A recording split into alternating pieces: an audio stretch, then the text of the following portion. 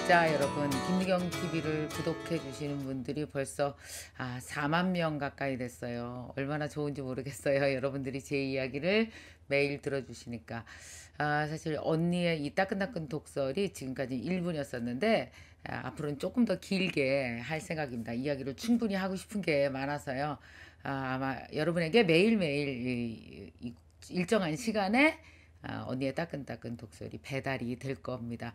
정말 뼈가 되고 살이 되고 인생에 큰 도움이 되는 이야기, 언니의 따끈따끈 독설만 듣고 있어도 인생이 매일매일 무럭무럭 자라는 것 같은 느낌을 제가 꼭 드릴게요.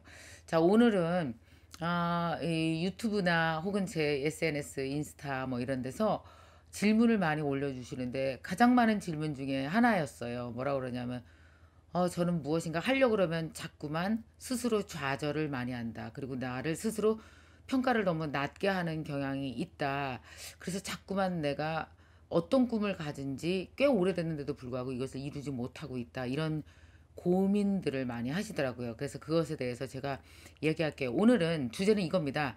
내 꿈을 이루는 데 있어서 절대 하면 안 되는 세 가지에 대해서 여러분과 함께 얘기해 볼게요. 제 경험입니다. 나는 원래 강의할 때 다 내 이야기 하지, 다 내 경험을 이야기하지, 어디서 들은 거, 어디서 배운 거, 이게 아니고 내 몸으로 직접 느낀 것들을 얘기하니까 정말 신뢰하셔도 돼요. 아마 다 신뢰하셔서 내 얘기를 듣는 거 아니겠어요? 제일 먼저 절대 하시면 안 되는 첫 번째가 뭐냐면, 너무 늦었다고 생각하면 절대 안 돼요. 많은 사람들이 늦었다고 생각해요. 늦었다고. 예를 들어서 우리가 영어를 배우러 학원에 갔어요. 그랬더니 반에 한 10명 정도가 앉아 있는 거야. 어떤 사람은 영어를 꽤 잘하네? 나는 쟤에 비하면 너무 못해. 어떤 애는 읽기를 되게 잘해. 나는 읽는 거 막 단어 잘 몰라서 사전 찾느냐고 정신이 없어. 쓰기도 너무 잘하네. 그 말하는 것도 잘하고. 선생님이 이해하면 쟤 이해하나 봐. 나만 못 알아들었나 봐. 같은 반에서 동시에 초급 영어를 듣는데도 불구하고 어떤 사람은 요만큼 앞서 있고 어떤 사람은 그 뒤에 서 있고 나는 이 뒤에 있고, 이게 너무 당연한 거예요. 자, 춤을 배우러 가볼까요? 어떤 사람은 금방 따라서 하잖아요. 좀 어서 배워봤나 보지, 한 달 전에.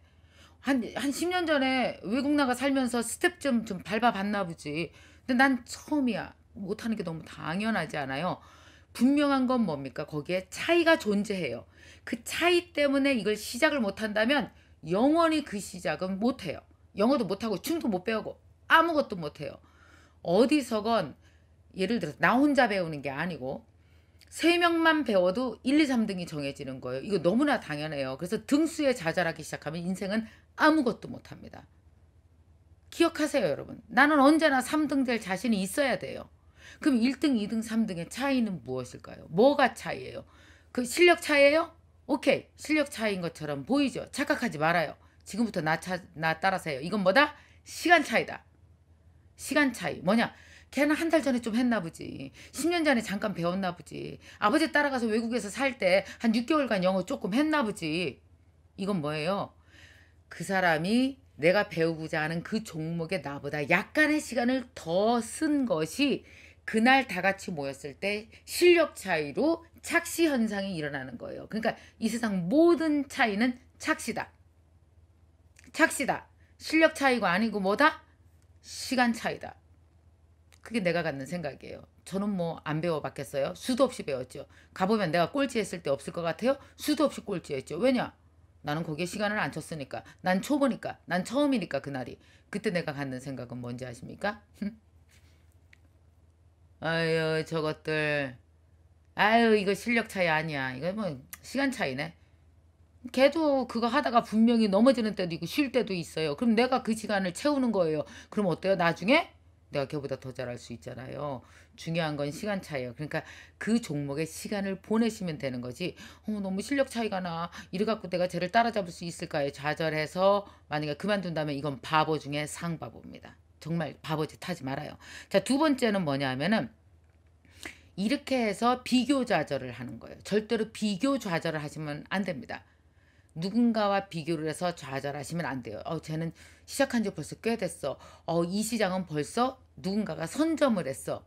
여러분 물론 누군가가 선점하는 시장이 있어요. 뭐 IT 시장이건 무슨 디자인 시장이건 뭐 그다음에 유튜브 시장이건 어떤 마켓이건 누군가가 분명히 먼저 선점하는 사람이 있습니다. 그래서 그 사람은 굉장히 선점 효과를 가지고 많은 걸 차지하고 있을 수 있죠. 그러나 여러분 이런 생각 해봤어요? 초기 개발이 난 개발이다. 초기에는 정보가 별로 없잖아요. 그러니까 물론 그 사람이 많이 실패하고 넘어졌기 때문에 실패한 노하우를 갖고 있는 거 맞아요. 그런데 나중에 중간쯤 들어갔을 때의 가장 큰 이점은 뭔지 아십니까?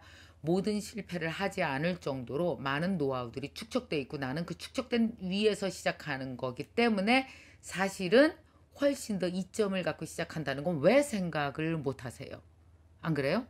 그래서 초기 개발이 난 개발이에요. 오히려 뒤늦게 시작했지만 모든 시행착오를 겪은 후에 그걸 충분히 리서치해서 거기에 나만의 무엇을 집어넣는다면 훨씬 더 안정된 개발을 할 수가 있죠. 부동산 같은 거 봐봐요. 다 초기 개발이 난 개발이에요. 오히려 중간쯤에 들어간 사람들이 훨씬 더 개발을 안정적으로 그리고 시행착오를 겪지 않으면서 모든 장점을 모아서 더 잘할 수 있습니다. 그러니까 이 세상의 모든 개발은 언제 시작해도 가능하다는 거예요. 그때 10년 전에 했었던 사람이 돈 벌었어. 나는 이거는 뒤늦게 해서 안 돼. 그런 건 없어요. 사람 모든 생명들이 살아서 숨쉬고 무엇인가 마켓을 만들어내는 한 내가 시작하는 그때가 가장 좋은 개발의 시점이다. 오늘이 가장 좋은 시간이다 라고 생각하셔야지 절대 늦었다라는 생각 하지 마십시오. 나는 그렇게 생각해요. 초기 개발이 난 개발이다. 지금 시작하는 이 시점이 내가 시작하는 이 시점이 가장 좋은 시점이다. 이렇게 생각해 보라고요. 훨씬 이렇게 생각하면은 좌절하지 않을 수 있어요. 그러니까 비교 좌절, 뒤늦게 시작했다는 좌절 절대 하면은 안 됩니다. 또 하나 여러분들이 하면 안 되는 게 뭐냐면 그 사람을 비교하는 거 있잖아요. 저 사람은 나보다 능력이 많아. 저 사람은 나보다 아버지가 부자야. 저 사람은 나보다 집안이 부자야. 물론 객관적으로 봤을 때 그 사람이 여러분보다 예를 들어서 좋은 학교 나왔고 능력도 출중한 것 같고 영어도 잘해. 그리고 집안도 좋아. 그리고 돈도 많아. 뭐 이런 여러 가지 조건들을 갖고 있었다고 생각을 합시다. 그러면 나는 뭐 갖고 있는 거 없을까요? 오히려 갖고 있지 않은 게 갖고 있는 거가 될 수는 없을까요? 그런 생각 한번 해보세요. 요즘에만 사실은 금수저, 흑수저가 있는 건 아니에요. 그 어느 때고 다 있었다는 생각은 안 해보셨어요? 저도 옛날에, 물론 요즘에는 그 옛날에 비해서 기회가 많이 줄어들었다는 건 사실인 것 같아요. 그래서 여러분 많이 힘들어요. 그래도 힘들수록 기대해야 될 건 희망밖에 없어요. 무슨 희망? 내 마음이 지어내는 희망이요. 내 마음이 지어내는 희망조차도 없으면 무얼 붙들고 살겠어요. 옛날에 저 학교 다닐 때 보면은 진짜 부잣집 애들 많았었어요. 뭐 아버지 엄청 부자예요. 뭐 장관집 아들에 뭐 3대째 미국 가서 공부한 애들에 뭐 엄마조차도 교수에 뭐 정말 잘난 사람 많아요. 거기에 비하면 나는 우리 아버지 돼지 키워 증평 출신이야. 저기 화곡동 자취방에서 자취해. 돈 하나도 없어. 나 혼자 돈 벌어서 등록금까지 대야 돼. 얼마나 힘들었겠어요. 근데 내가 갖지 못한 걸 걔네가 갖고 있는 거 분명한데요. 그 아이들이 갖고 있지 못한 걸 내가 갖고 있더라고요. 뭐냐 하면 나는요, 약간의 분노도 있고요. 그리고 오기도 있고요. 그리고 또 어떤 것도 있었냐면 이런 힘이 있었어요. 그러니까 니네 할아버지, 니네 엄마 다 뛰어. 다 뛰고 너만 붙으라고. 나는 원래 되게 열심히 살거든. 나 별로 잠도 안 자고 뛰거든. 나 너 분명히 이길 거야. 사람 한 사람의 힘이 30년간 누적되잖아요. 엄청난 걸 이뤄내요. 요즘에 동창회 가보면 내가 느끼는 거예요. 지금 우리가 다 55세가 됐잖아요. 그 사람이 가진 힘으로 30년 만들어낸 게 어마어마한 차이를 만들어냅니다. 물론 부모 힘 갖고 있었던 애들 꽤 많거든요. 그 힘 때문에 망가진 애들이 대부분이더라고요. 나는 부모가 아무것도 없었어요. 근데 우리 부모가 아무것도 가지지 않은 힘 때문에 또 내가 여기까지 온 것 같더라고요. 사실 제가 30년간 기댔던 힘은 내 마음 안에서 있었던 희망이지 외부가 나한테 주는 희망은 별로 없었던 것 같아요. 그래서 쟤는 나보다 많이 가졌어. 그걸 가진 것으로 생각하지 말고 걔는 원래 그거 가지고 있었다고 칩시다. 그럼 나는 쟤에 비해서 가지고 있는 게 무엇이 있을까? 내 안에서 지어내는 매일같이 지어내는 희망 이게 내가 가진 거 아닐까? 약간의 오기도 있어. 그리고 나는 분노도 있어. 그리고 나는 몸도 튼튼해. 뭐 이런 게 힘이지 않을까요? 여러분 지어내십시오. 꿈길에서는요, 꿈을 이루는 데 있어서는 해야 되는 것도 있지만 이렇게 절대 하면 안 되는 세 가지를 매일 반복하는 사람이 있어요. 여기에 매일 걸려 넘어져요. 사실 꿈길에서 걸려 넘어지는 이유는 남이 설치해 놓은 장애물이 아니라 내 마음이 내가 설치해 놓은 장애물 때문에 넘어지는 거 아닐까 반드시 생각하시고 여러분 힘내세요. 구독자 여러분 힘내십시오. 제가 여러분 곁에 있겠습니다. 그리고 매일매일 좋은 이야기 많이 들려드릴게요. 매일 와서 이야기 듣고 우리 같이 힘들지만 해냅시다. 파이팅! 안녕하세요. 언니의 따끈따끈 독설 김미영입니다. 여러분 잘 지내고 계시죠? 너무너무 추워요. 요즘에 날씨가 왜 이렇게 추워. 오늘도 저기 수도 동파될까봐 엄청 걱정하고 그랬었는데 다행히 우리 집은 지피씨는 터지지는 않았어요. 제가 구독자 여러분께 인사드렸었잖아요. 잘 계시냐고 그러면서 특히 해외 동포 여러분 잘 계시냐고 이렇게 가요 무대처럼 진행을 했더니만 정말 해외에서 많은 분들이 막 사연을 보내주셨거든요. 멀리 뭐 그렇게 많은 나라에서 구독자분들이 제 강의를 듣는지 몰랐었어요. 근데 참 이런 생각이 들더라고요. 이렇게 내가 모르는 가운데 많은 분들이 나를 좋아하고 강의를 들으시는구나 생각하니까 너무 기분 좋더라고요. 멀리는 뭐 브라질, 스웨덴, 캐나다, 그 다음에 뭐 싱가포르, 아시아 쪽, 뭐 일본은 물론이고 정말 많은 나라에서 제 강의를 듣고 계시는 분들 감사합니다. 그리고 무엇보다 밥 잘 챙겨 먹어요. 해외에서 또 외롭고 힘들고 이러지 말고 잘 먹고 잘 사시고 공부하시는 분들은 잘 공부하시고 그러세요. 제가 이번에 뉴욕에 가요. 언제 가냐면은 이제 2월 9일 날 출국하거든요. 왜냐하면 뉴욕에서 패션위크가 열려요. 제가 4월 달에 릴리킴 첫 번째 패션쇼 하는 거 아시죠? 모르시는구나. 제가 4월 달에 패션쇼를 해요. 릴리킴 제가 4년 전부터 처음으로 취미로 시작한 옷을 이제 미혼 엄마들을 도와주는 일로 전환해서 하고 있잖아요. 참 취미가 많이 성장해서 이제 많은 사람과 나눌 수 있는 정도까지 되었거든요. 그래서 미혼 엄마들이 무대에 섭니다. 그리고 연예인 엄마들도 함께 무대에 서고 이렇게 해서 제가 릴리킴 첫 번째 패션쇼를 하는데 뭐 좀 배워야 되지 않겠어요? 그래서 뉴욕에 갑니다. 패션의 메카잖아요. 더군다나 패션위크가 그 주에 열려요. 가서 이렇게 공부도 좀 하고 보고 오고 이러려고 가거든요. 그래서 뉴욕에 있는 구독자 친구들이랑 밥도 먹기로 했어요. 지금 막들 DM으로 연락이 많이 오고 계시거든요. 보시는 분들은 인스타 들어가셔서 DM으로 주셔도 됩니다. 그렇게 해서 연락을 해 주시면 되고요. 또 이렇게 저와 방송을 함께 하고 싶다는 유튜버 분들이 또 연락이 오셨어요. 마미탕이라는 분은 그 요리로 하시는 분인데 한국 사람인데 그렇게 영어도 잘하고 미국 분들과 소통하는 거 보니까 참 좋더라고요. 언젠가 같이 방송하고 싶다 그러셨는데 좋아요. 자, 오늘의 사연입니다. 오늘의 사연은 한봄 씨가 보내주셨거든요. 질문을 올려주셨어요. 이런 질문을 하셨는데 이분은 하기 좋은 일은 잘한대요, 자기가. 근데 문제는 뭐냐면 이런 사연이 있었어요. 선생님, 저는요 제가 하기 좋은 일은 정말 열심히 잘해요. 근데 나는 하기 싫은 일은 정말 상상 이상으로 죽도록 하기 싫어요. 선생님도 하기 싫은 일 있잖아요. 하기 싫은 일 있을 땐 선생님은 어떻게 하세요? 라고 물어봤어요. 정말 좋은 질문. 왜냐하면은 인간이 무엇인가 일을 하는 데 있어서 반드시 거쳐야 되는 매우 자연스러운 현상, 자연스럽지만 자연스럽게 넘어지는 현상, 자연스럽게 누구나 걸려 넘어지는 현상에 대해서 물어봤기 때문에 이거는 꼭 제가 대답을 해야 된다고 생각을 했습니다. 그럼 우선 제 얘기를 할까요? 저는 하기 싫은 일이 없을까요, 내가? 왜 없어요? 모든 일은요, 이렇게 생각하시면 돼요. 이 세상에 사람이 하는 모든 일은 내가 하기 좋은 것과 하기 싫은 것으로 반반씩, 어떤 거는 3대7, 어떤 건 4대6, 어떤 거는 반, 모조리 다 그렇게 구성이 돼 있다는 거예요. 근데 중요한 사실 하나 말씀드릴까요? 내가 그 일을 너무 하기 싫어라는 것은요, 반드시 역설적으로 반드시 해야 된다는 뜻이에요. 얼마 전에 제가 요새 운동을 열심히 하고 있잖아요. 근데 그 트레이너 선생님이 그 어디야 고양시 대회에 나간대요. 고양시 대회에 나가려면 8kg을 감량하면서 체지방을 확 낮춰야 그 헬스 트레이너로서 대회를 나갈 수 있는 거예요. 그 선생님이 나한테 이런 얘기를 해요. 선생님 있잖아요. 나 진짜 너무너무 하기 싫어요. 뭐가 하기 싫으냐 그랬더니 대회는 나가고 싶대. 근데 다이어트가 너무 하기 싫대. 하기 좋겠어요. 닭가슴살을 이만큼씩 퍼먹어야 되는데 매일매일 탄수화물 확 줄이고 얼마나 하기 싫겠어요. 나 하기 싫어 미치겠어요. 어떡하죠? 그때 내가 뭐라 그랬게요. 아, 그 대회 되게 나가고 싶구나. 그 무슨 말씀이세요? 대회 되게 나가고 싶잖아. 그러니까 다이어트가 너무 하기 싫잖아. 그지? 봐. 대회는 나가고 싶어. 그지? 대회가 나가고 싶기 때문에 다이어트를 해야 되고 다이어트가 하기 싫은 거야. 그러니까 반드시 이 하기 싫은 일은 무슨 뜻이에요? 하기 싫다는 건 반드시 오히려 해야 된다는 뜻이죠. 이해가 갔어요? 자, 한번 봐봐요.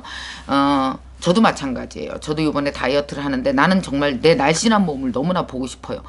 정말 한 8kg, 10kg 감량하고 싶었어요. 뭐 이렇게 뚱뚱하게 살고 싶겠어요. 뭐 허리 31, 32 이렇게. 반드시 나는 날씬해지고 싶어. 다이어트 하고 싶어. 오케이? 근데 내가 제일 하기 싫은 게 뭔지 아세요? 밥 굶는 거예요. 저녁 굶는 거 너무너무 하기 싫어요. 근데 저녁 굶는 걸 너무 하기 싫다는 뜻은 뭐예요? 반드시 굶어야 한다는 뜻이죠. 반드시 해야 된다는 뜻이죠. 그러니까 뭐냐면 내가 무엇인가 목표를 위해서 나한테 명령을 하는 거예요. 명령을, 스스로 명령. 어떤 명령? 반드시 해야 되는데 네가 하기 싫더라도 해야 되는데 하면 좋은 것들을 명령을 하죠. 여행 갔다 오면 제일 싫은 게 뭔지 아시죠? 짐 풀기. 정말 하기 싫어요. 너무 귀찮아. 여행 갔다 와서 일주일째 안 푸는 애들도 있어. 근데 내가 짐을 자꾸 째려본다는 건 무슨 뜻이에요? 풀어야 된다는 뜻이에요. 그러니까 하기 싫다는 건 내가 해야 된다는 뜻이죠. 그럼 내가 하기 싫은 일과 싸워서 이겨내면은 어떤 효과가 있을까요? 하기 싫은데 그걸 내가 이겨냈어. 어떤 효과가 있을까요? 어떤지 아십니까? 사람이 성장해요. 성장한다는 건 무슨 뜻이냐면 하기 좋은 일만 해갖고는 사람이 이렇게 얇아져요. 내가 하기 좋은 일은 요만큼밖에 안 되잖아요. 아까 얘기해봐요. 다이어트에서 제일 중요한 게 뭐예요? 칼로리 계산해서 적게 먹는 거잖아요. 근데 그게 너무 하기 싫단 말이에요. 근데 그걸 해냈어. 그럼 어때요? 다이어트에 관한 한 내 부피가, 사람의 성장의 부피가 이렇게 커진단 말이에요. 이렇게. 그러면 나의 뭐가 달라져요? 다이어트 부분에서 가치가 달라지는 거죠.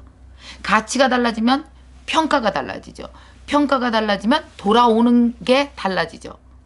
자, 한번 얘기해 봅시다. 직장에서도 마찬가지예요. 직장에서. 우리 회사에는 최은숙 이사라는 사람이 있어요. 나하고 만난 지 23년 정도 됐어요. 처음에 최은숙 주임이었었단 말이에요. 그때 한 일이 뭐냐? 전화 받았어요. 내 스케줄 관리했거든요. 근데 그 다음에 해야 될 일이 뭐냐면 영업이었어요. 제 강의를 여러 회사에 나가서 소개하는 거예요. 근데 그 친구는 영업에 소질이 없어요. 그리고 무진장 싫어했어요. 사람을 만나고 영업하는 거에 대해서 겁도 많이 냈고 엄청 하기 싫어했어요. 근데 어떻게? 할 수 없어. 해야 돼요. 그러니까 하기 싫다는 건 뭐예요? 반드시 해야 된다는 거라고요. 하면 어떻게 된다는 뜻? 부피가 커진다는 뜻. 근데 부피 커지는 게 쉬워요? 어려워요? 엄청 어렵죠. 다이어트 성공하는 거랑 똑같아요. 무지 어려워. 이 친구가 영업을 하기 시작을 했어요.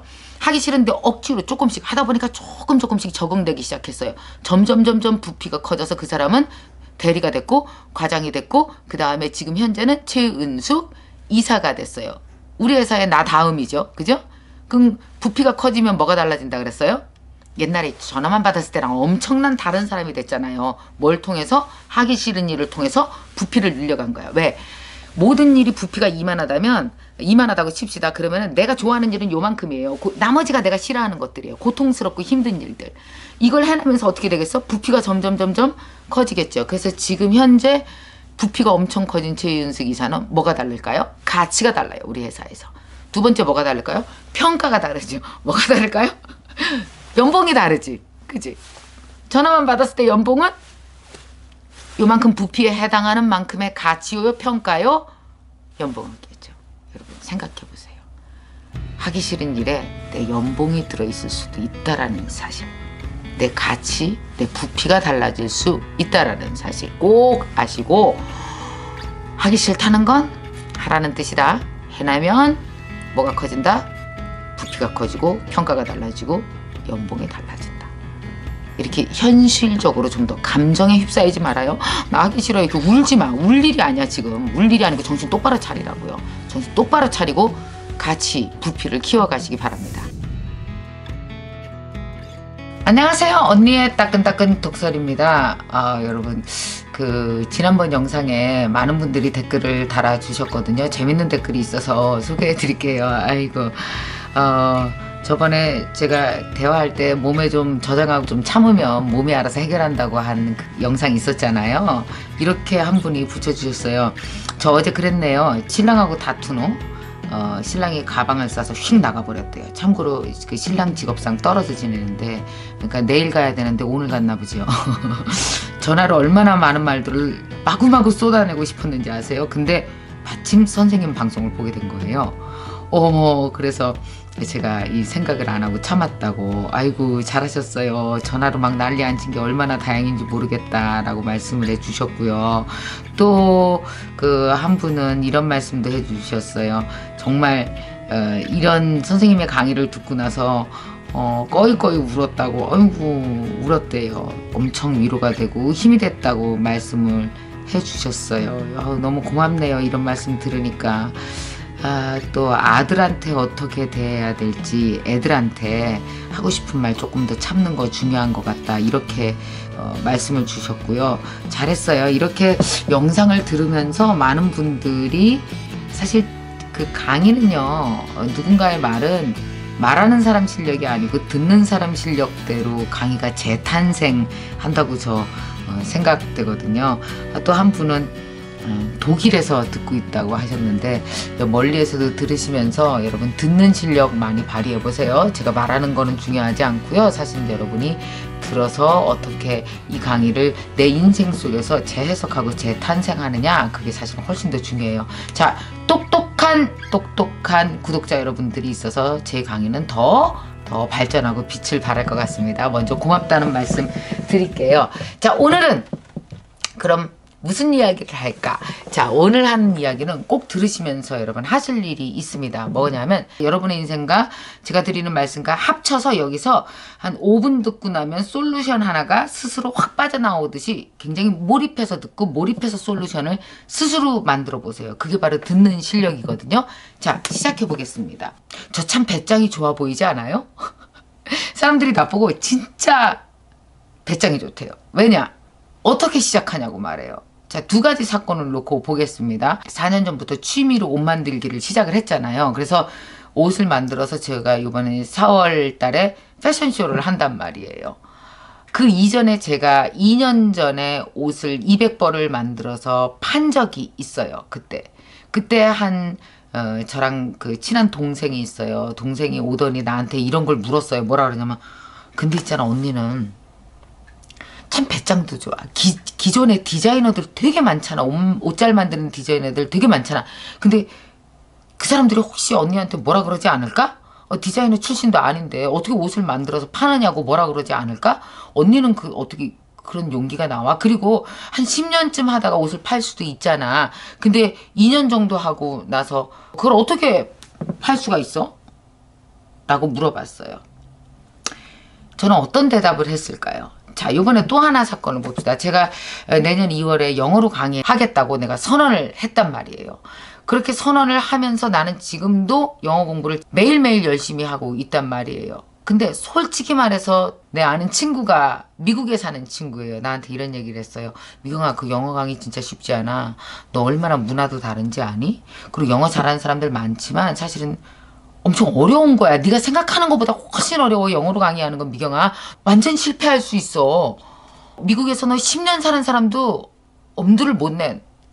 나 있잖아, 이렇게 아르바이트로 미국 학교에서 조금씩 티칭하고 이러는 거 하고 있거든. 근데 만약에 나보고 대중 앞에서 막 1시간 정도 강의하라 그러면 나 못해. 난 10년 있어도 못한다 그럴 거야. 넌 무슨 배짱이니 도대체? 너 걱정도 안 돼. 그렇게 사람들이 고맙게도 날 위해서 간더라. 왜 그랬니? 그렇게 걱정을 해요. 그런 얘기를 들으면 나 어떤지 아세요? 진짜 걱정돼요. 내가 미쳤지. 괜히 한다고 그랬나? 여러분요, 저는 두려움이 없는 줄 아세요? 나는 인간이 아닐까요? 아니요. 저 2년 전에 옷 팔 때 되게 두려웠어요. 사람들이 내 옷을 살까? 사람들이 내 옷에 대해서 뭐라고 비판하면 어떡하지? 되게 두려웠어요. 혹시 하나도 안 팔리면 어떡하지? 엄청 두려웠어요. 저 지금 안 두려운지 아세요? 내년 2월에 과연 내가 영어를 할 수 있을까? 나 꿈도 꿔요. 실수하는 꿈. 과연 사람들이 내 말을 들을까? 발음도 시원찮아서 나를 비웃으면 어떡하지? 나도 인간이에요. 내가 안 두려울 것 같으세요? 여러분, 모든 시작은 두려움과 함께하는 게 정상입니다. 또 내 꿈을 이뤄가는데 중간중간 악몽을 꾸는 거, 내가 실패하는 악몽을 꾸는 거 정상입니다. 여러분, 두려움은요, 꿈의 재료예요. 원래 데리고 사는 거예요. 제가 26년간 강의하면서 제가 그동안 많은 내 꿈을 이뤄오면서 늘 친구처럼 함께 데리고 살았던 게 뭔지 아세요? 두려우며, 너 어떡하려고 그래? 라는 속삭이며. 근데 나 걔 치워버리려고 안 해요. 내 친구처럼 데리고 살아요. 왠지 아세요? 좀 두려운 마음을 갖는 데까지는 왔잖아요. 내가 시작도 안 했으면 두려울 일도 없을 거 아니에요. 이렇게 널브러져 있었을 거 아니에요. 나는 두려움은 이미 꿈의 파트너로 생각한 지 아주 오래됐거든요. 정상적인 감정이라고 생각해요. 그럼 제가 제 꿈을 이뤄나가는 데 있어서 사람들이 나한테 얘기했다고 그랬잖아요. 너 도대체 무슨 배짱이냐고 라고 물어봤을 때 난 과연 무슨 배짱으로 하는 걸까요? 5대5 배짱이요. 5대5 배짱이요. 5대5 배짱이요. 이게 뭐냐면요. 저는 반만 준비됐으면 시작해요. 그게 배짱이에요. 그럼 많은 사람들이 어떤지 아세요? 반이 아니고 반 갖고는 택도 없다고 생각하죠. 너무 모자라고 생각해. 적어도 6, 7, 8, 9까지는 기다려요. 그리고 어떤 사람은 성격상 10이 될 때까지 기다려요. 완벽하게 준비될 때까지 기다렸다가 시작하려고 그래요. 여러분, 이 세상에 완벽하게 준비되는 시점이 있을 것 같으세요? 아니요. 무슨 대회를 나가도 완벽하게 준비된 상태로 나가는 건 아니에요. 그런 사람 드물어요. 없어요. 아마 9.9에서 할 거예요. 아무리 완벽해도. 어떤 사람은 8에서 할 거예요. 이게 바로 시작이에요. 이게 바로 시작이에요. 그냥 시작하세요. 저는 5에서 시작해요. 그럼 나머지 5는 뭘까요? 실패요. 나머지 5는 뭘까요? 두려워 떠는 거예요. 분명히 실패할 겁니다. 난 알아요. 저 2년 전에 옷 팔았을 때 절반의 성공, 절반의 실패였어요. 그리고 어떤지 아세요? 실패해서 정말 많이 배웠어요.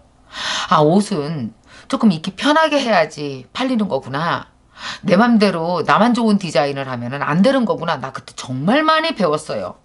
여러분요.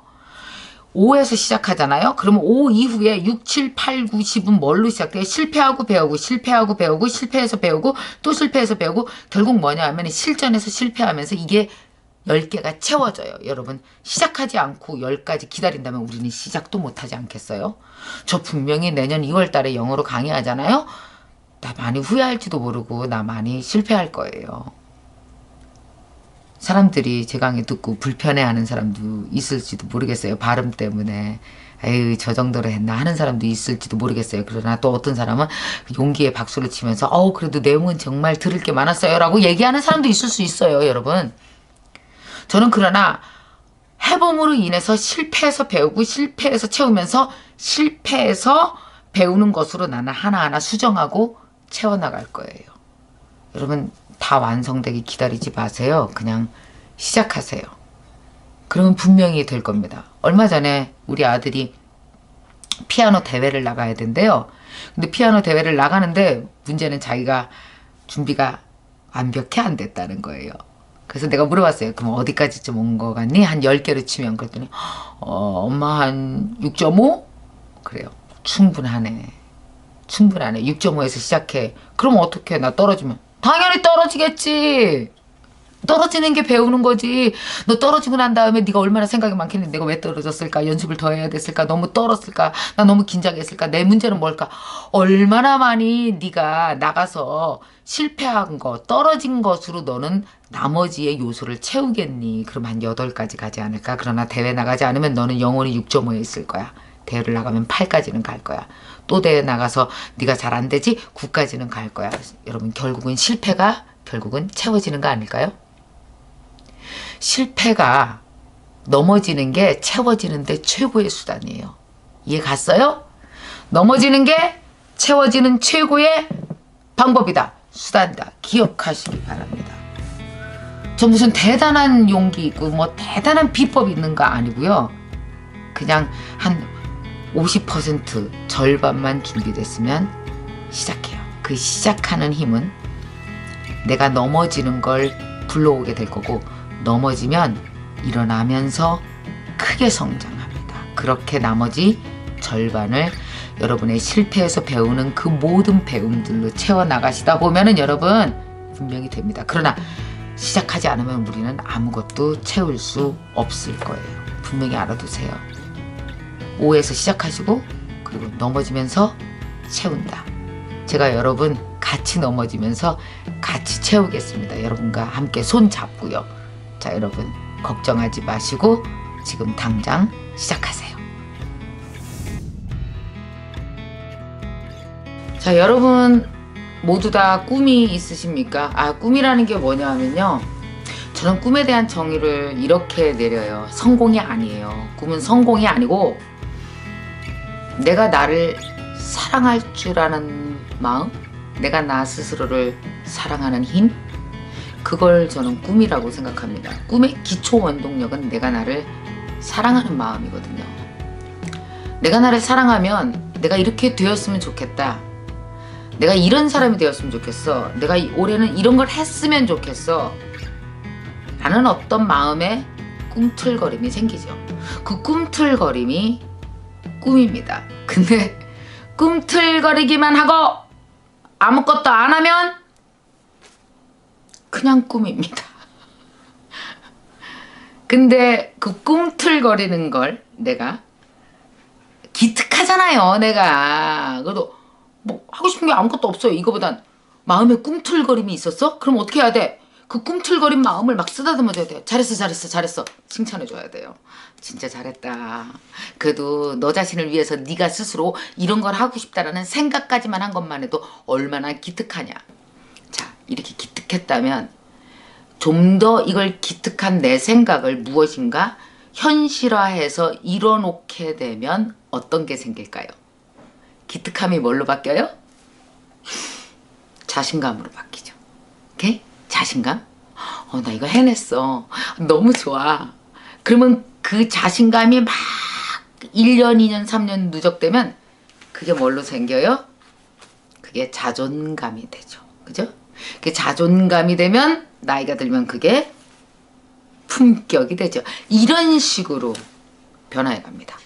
자, 그러면 뭔가 여러분 마음에서 꿈틀거리는 게 있다면 그럼 그걸 어떻게 현실로, 실체로 만들어내야 될까요? 제가 쓰는 방법 하나를 말씀드릴게요. 저는 아주 내 꿈을 이뤄가는데 되게 무식한 방법을 씁니다. 무식한데 쉬워요. 쉬워서 누구나 할 수 있어요. 자, 너무 쉬워요. 어떻게 하냐면 제가 요새 가지고 있는 꿈이 있어요.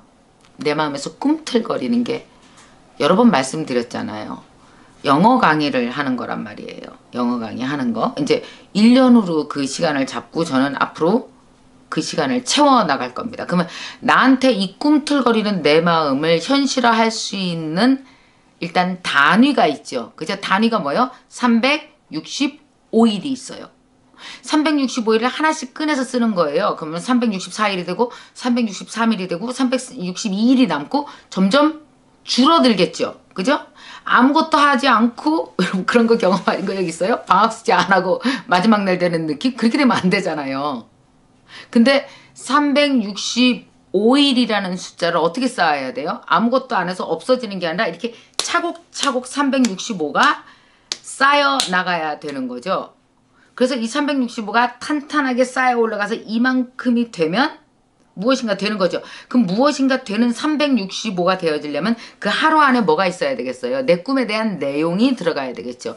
그 내용이 들어가려면 또 뭐가 필요해요? 내 꿈의 내용이 들어갈 수 있는 공간 처리가 필요하죠. 그 공간만큼 그걸 해야 된다는 뜻이에요.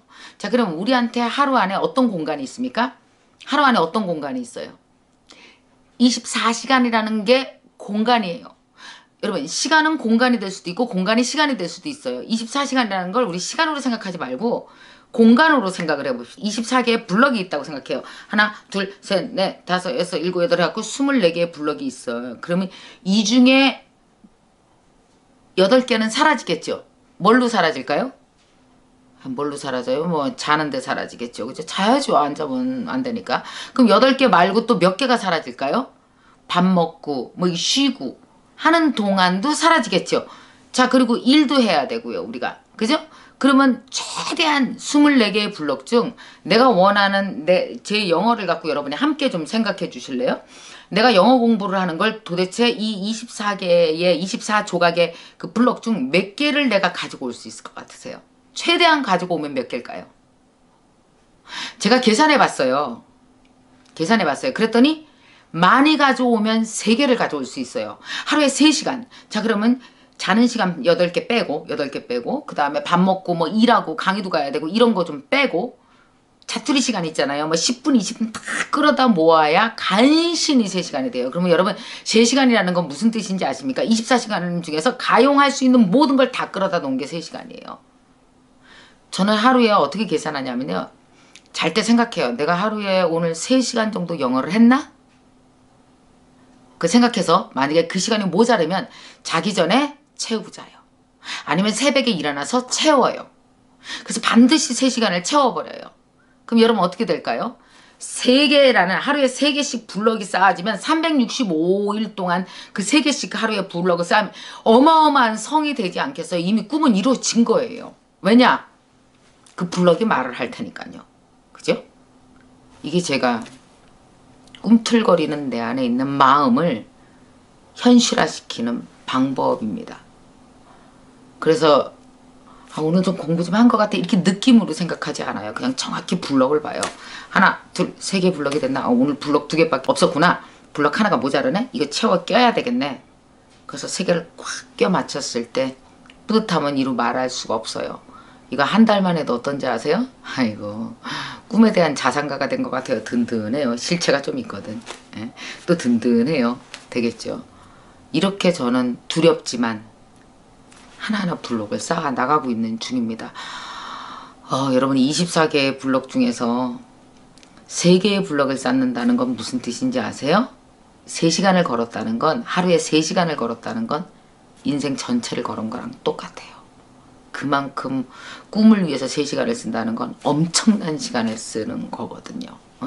하루에 1개 정도 해도 실체는 드러나요. 3시간에 부담 갖지 마세요. 저는 급해서 블럭 3개 꺼내 쓰는 중이에요. 물론 무리한 것도 알지만 무리해요. 사실 하루 중에 블럭 3개를 쓰는 건 그래도 급하니까 1년밖에 안 남았으니까 나는 나한테 한시적인 시간을 일부러 주는 거거든요. 왜냐 한없이 늘어지면 평생 다이어트 해야지. 그리고 내일부터 뺀다 그러고 60년 가듯이 갈 것 같아서요. 영어도 그럴 것 같아서 내가 나한테 시간을 줬거든요.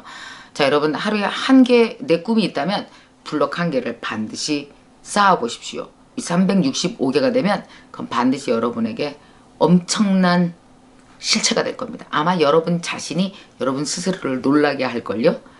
여러분 꿈이 내 자신을 놀라게 하는 게 아니라 꿈을 위해서 내가 하루 중에 3개 내지 1개, 뭐 2개, 3개 어쨌든 블럭을 꺼내 쓰고 그걸 쌓아놨을 때 1년 후에 그 어마어마한 실체가 나를 놀라게 하는 거지 꿈이 나를 놀라게 하는 건 아니거든요. 그러니까 여러분 걱정하지 마시고 하루에 내가 내 꿈을 위해서 몇 개의 블럭을 꺼냈을 것인가에만 집중하고 가보세요. 이게 다소 조금 무식한 방법이긴 한데요. 그러나 가장 제가 지난 26년간 강의하면서 써본 여러 방법 중에 가장 효과가 있습니다. 만약 여러분이 지금 원하는 게 있고 이루고 싶은 게 있으시다면 하루에 2개, 3개 블럭을 꺼내 썼는데 집중해 보시면 여러분 스스로를 놀라게 하는 사람이 되실 겁니다. 어떠세요? 여러분은 요즘에 무엇인가 내가 도전하고 싶은 거, 해내야 될 것들, 하면 좋은 것들과 싸우고 있으신가요? 안 그런 사람은 아무도 없지 않아요? 이 세상에? 뭘 하건 해야 될 게 있잖아요. 뭐 아이들을 길러도 그렇고 뭐 살림을 해도 그렇고 직장을 다니건 학생이건 뭐 우리 딸도 지금 중학교 2학년인데 걔도 반드시 해내야 될 일들이 다 있어요. 그게 없는 사람은 없어요. 아마 태어나서 어느 정도 나이가 되기 시작하면 모든 인간은 내가 해내야 될 걸 해내는 그런 걸 무슨 과목이라고 해야 될까?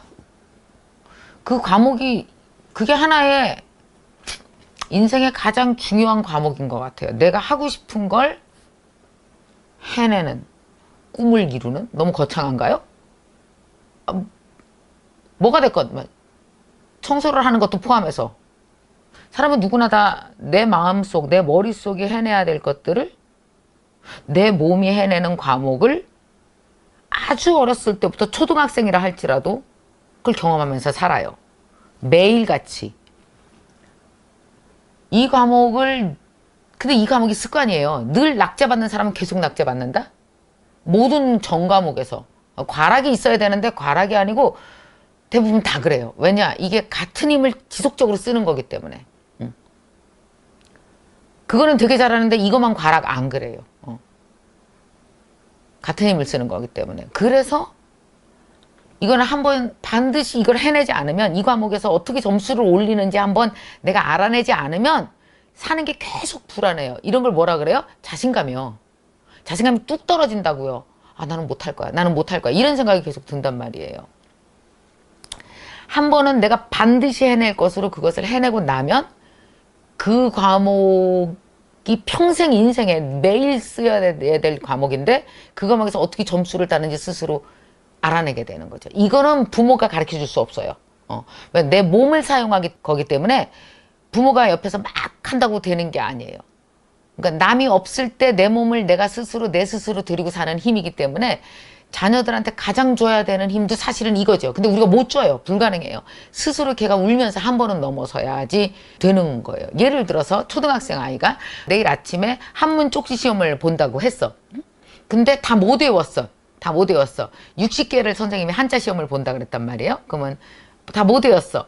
근데 너무 졸려. 막 미칠 것 같아. 9시, 10시 되니까 졸려 죽겠어. 근데 2시간만 12시까지 잠 안 자고 참고 하면 될 것 같아. 그때 애들은 타협을 하죠. 자고 내일 아침에 하자. 근데 다음날 새벽에 못 일어나는 애들이 있어요. 그럼 어때요? 그걸 경험을 해본 사람은 아, 밤에 했어야 되는구나. 나는 새벽에 못 일어나는구나. 아, 내가 새벽에 일어나서 했으면 이거를 점수를 10개 중에서 9개는 맞았을 텐데 근데 매번 이거를 실패하는 애들이 있다고 생각해 보세요. 12시까지 해야 되는데 10시에 자는 바람에 한문을 늘 6개 맞고 영어도 5개 맞고 뭐 이런 식으로 늘 실패해. 그런 애들은 뭐가 누적되는지 아세요? 아, 나는 못해. 그래서 사실은 공부 못하는 아이가 아니고 그런 아이는 공부를 못하는 게 아니고 12시까지 나를 데리고 이걸 해내는 과목이 떨어진 건데 한문 과목이 점수가 떨어졌다고 착각하는 거예요. 그러니까 이런 것에 대한 이해가 있어야 되는 거예요. 내가 한문을 못하는 애가 아니고 내가 12시까지 나를 붙들고 있는 걸 못하는 거라고요. 그러니까 이거는 한문이 아니라 그것이 영어가 되건 그것이 다른 어떤 과목이 돼도 계속 못할 거예요. 왜냐하면 12시까지 나를 붙들고 있는 과목에서 실패한 거거든요. 우리 아이한테 얘기해요. 그래서 한문 점수를 잘 맞는 게 아니고 이 정도 공부하면 이 정도 점수를 맞을 거라고 네가 생각하는 그 한계 있잖아. 네가 생각하는 네 생각, 네 의지 점수를 맞아라. 의지 점수. 그게 의지 과목 있잖아. 네 의지. 네가 너를 되게 행복하게 해주고 싶은 너의 꿈, 너의 의지 그 과목에서 100점을 한번 맞아보라고. 그러면 한문 점수가 안 나와도 그건 상관이 없는 거예요. 이 내 꿈, 내 의지 과목에서 자꾸 과락을 하게 되잖아요. 그러면 못 살아. 나를 데리고 사는 힘을 다 잃어. 불안해 미치겠거든. 꿈꾸면 뭐예요? 그게 과락인데. 이렇단 말이에요. 애들한테 얘기하는 것도 그거예요. 내가 나중에 할머니 돼서 죽어. 그래도 애들한테 가장 필요한 과목, 의지와 내 꿈을 실천하는 그 과목에서 점수를 맞을 줄만 알면 걔는 사는데 아무 문제가 없거든요. 제가 얼마 전에 이 과목에서 점수를 얻은 사람을 본 적이 있단 말이에요. 이분은 건축가예요. 근데 프랑스로 건너갔어요. 직장 다니다 그만두고 프랑스로 건너가서 이제 건축 공부를 시작하려고 간 거예요. 근데 참 웃기죠, 사람이. 건축 공부를 하려고 갔는데 이 사람이 막상 걸려서 넘어진 건 뭐게요? 불어요. 건축까지 가지도 못해. 불어에서 걸려 넘어져. 아니, 불어를 할 줄 알아야지 건축까지 갈 거 아니에요. 많은 사람들이 대부분 내가 하고 싶은, 이루고 싶은 꿈은 저긴데 그 전에 첫 관문에서 넘어져요. 근데 대부분 그 첫 관문이 가장 의지를 필요로 하는 과목이야. 대부분. 기초니까. 기초일수록 의지를 훨씬 더 많이 필요로 해요. 이 의지가 다 채워지면은 한 8까지만 가면 나머지 둘은 금방 오히려 훨씬 더 쉬울 수가 있어요. 저도 마찬가지예요. 나도 외국에 나가서 강의하고 싶어 하고 있잖아요. 그러면 뭔가 왜 무대에 나가서 외국 나가서 강의하는 거는 그거는 나중에 2만 채우면 돼요. 근데 8까지가 뭘까요? 영어 공부요. 대부분 여기서 걸려 넘어지는 거거든. 이분도 건축 공부를 하고 싶었지만 걸려 넘어진 건 불어였어요. 더군다나 이 건축이라는 것은 집을 짓고자 하는 그 건축주와 함께 그 철학적인 얘기, 인생에 대한 얘기 모든 걸 나눠야 되기 때문에 정말 일상의 회화보다 훨씬 높은 수준의 불어를 구사해야 되는 거죠. 그리고 또 어때요? 수업을 하는 것도 건축이라고 하는 것이 굉장히 철학적인 대화를 요한대요.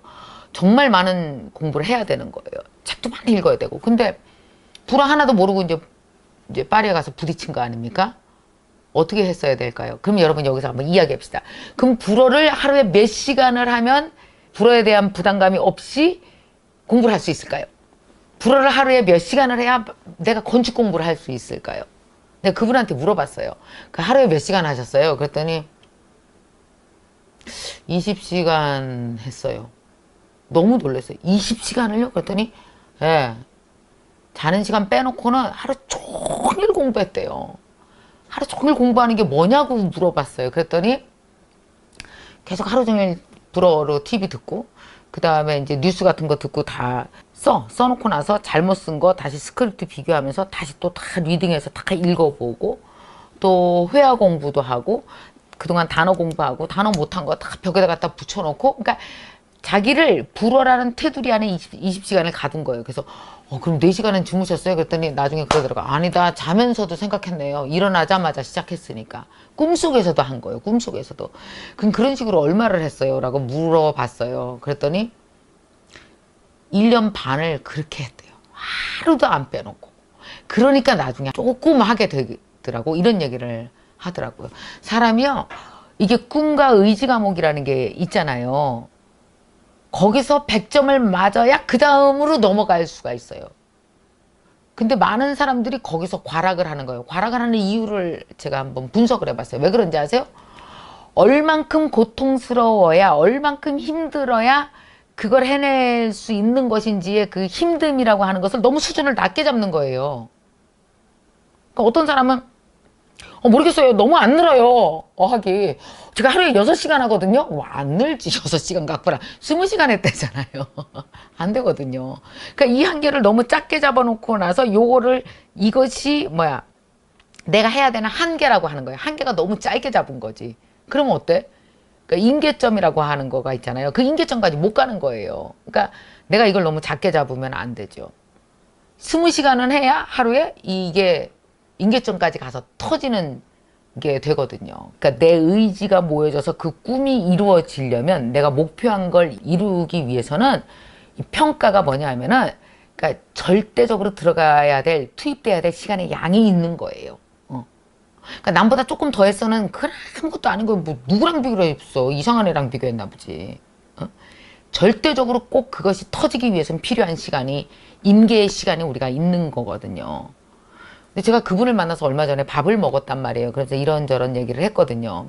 프랑스에서 이렇게 건축을 배워온 백희성이라는 그 건축가거든요. 프랑스에서도 유명하시고 이제는 한국에 와서도 하시는 분인데 참 그분을 보고서 내가 많이 반성을 했어요. 이렇게 생각한 거죠. 그래도 50대 이 정도 하면 많이 하는 거지 뭐. 내가 일하면서 이 정도면 많이 하는 거지 뭐. 이게 뭐예요? 이런 식으로 내가 내 주변의 것들, 내 상황들과 비교를 하면서 이만하면 많이 했다고 내가 그러니까 너무 낮은 수위를 잡은 거죠. 이 낮은 수위로는 도저히 잘 될 수가 없는 거죠.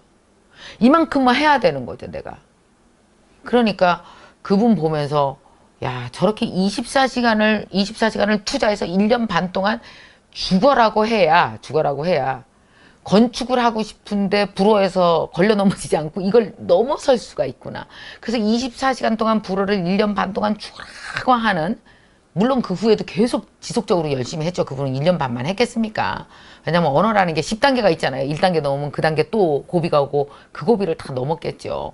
그걸 위해서 이분이 저 고생을 해서 자기가 하고 싶은 건축 공부를 해냈구나 라고 생각이 드니까 반성을 진짜 많이 했어요. 아, 내가 너무 적게 하면서 많은 걸 바랬구나. 많은 사람의 꿈이 좌절하는 이유는요, 내가 적게 노력하고 많은 걸 원해요. 그래서 잘 안 되는 거예요. 많은 사람의 좌절은 이게 뭐냐면 공식이 잘못돼 있어. 이걸 바라는데 적게 투자하고 나서 저게 안 되지? 왜 안 되지? 여기서 얘기하는 거야. 그러니까 맨날 펑 뛸 수 있는 힘이 이만큼이 있으니까 언어를 이만큼을 연습을 해야 여기까지 닿잖아요. 뻥 뛰는데 노력을 요만큼 하니까 팔짝 안 돼서 미치겠네 이러고 팔짝거리는 것만 100번 하다가 집에 가야겠다 이렇게 되는 거거든. 이만큼 뛸 수 있게 한번 여러분 확 한번 뛰어보셔야 돼요. 과락하지 맙시다 우리. 이 과목은 정말 중요한 과목. 내가 나한테 준 숙제가 있잖아요. 살 빼야지, 영어 해야지, 뭐 이번부터 운동 시작해야지, 뭐 되게 많을 거 아니에요 여러분. 이번 시험 진짜 잘 봐야지. 운전면허 시험 꼭 붙어야지. 얼마나 작고 혹은 크거나 작은 꿈들이 굉장히 많습니까? 내가 나를 좋아하기 때문에 나한테 준 숙제. 근데 그 숙제를 풀려면 이만큼 뛰어야 되는데 우리는 이런 식으로 자잘하게 뛰다가 저 진짜 좌절 이런 걸 뭐라고 그러는지 아시죠? 개인적으로 굉장히 창의적 좌절을 하시는 분이 있어요. 없는 좌절 자기가 알아서 하는 사람. 그러니까 여러분 우리 이 과목은 한번 우리 과락하지 맙시다. 여러분이 원하는 그 어떤 종목이라도 좋아요.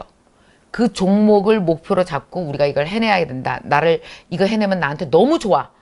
나한테 주고 싶은 종목이 있을 거 아니야. 있다면 우리 한 번은 내가 좋아하는 종목으로 의지, 꿈이라는 과목에서 한 번은 100점 한번 맞아보도록 할까요? 이거 그만하고 짜잘하게 하는 거 그만하고 그런 식의 좌절은 있지도 않은 좌절 그만하고 한 번은 그 파리에 건축하시는 분처럼 건축까지 가기 위해서 완전히 이걸 한 거 아니에요? 매일매일. 그러니까 어때? 이 힘이 건축까지 가는 거지. 요거 말고 이 힘으로 한번 살아보는 거 꼭 한번 연습하셔서 내가 너무 좋아하는 일인데 과락하는 일 없도록 우리 한번 노력해보는 거 어떨까요? 인생의 가장 위대한 숙제일 겁니다. 아무리 나이가 들어도 아무리 나이가 어려도 이거는 모든 인간에게 평범한 과목이에요. 누구에게나 있는 과목이니까 한번 여러분 도전하셔서 자기 스스로에게 나 믿고 살아도 되겠구나 이런 느낌 한번 꼭 줄 수 있는 시간 만들어 보세요.